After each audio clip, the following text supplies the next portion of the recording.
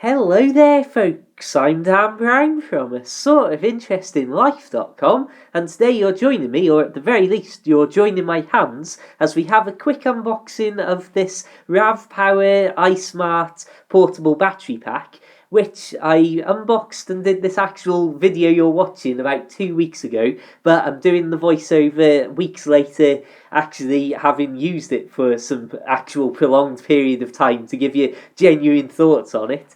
And I've got to say that I am impressed. Now, you'll get the general gist of the size just from seeing it and me handling it, basically, but towards the end of this video, I will put it next to an iPhone 6 so that you can get a proper gist of the actual size.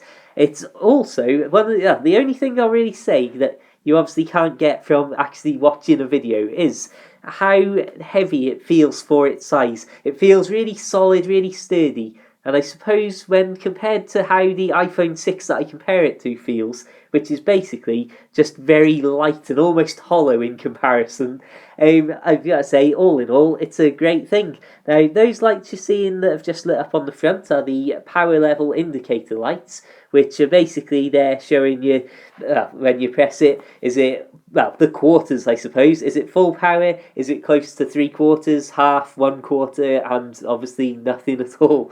You will have also noticed it's got the two USB ports in the front there to charge different things. So, for example, I found that I got down to it only showing 2 out of 4 indicator lights. Well, I had charged my iPhone 6, I believe, about 5 times, and also charged my Apple Watch a couple of times from it. And of course, having those two USB ports is extremely handy for being able to actually, charge multiple things. It's pretty straightforward.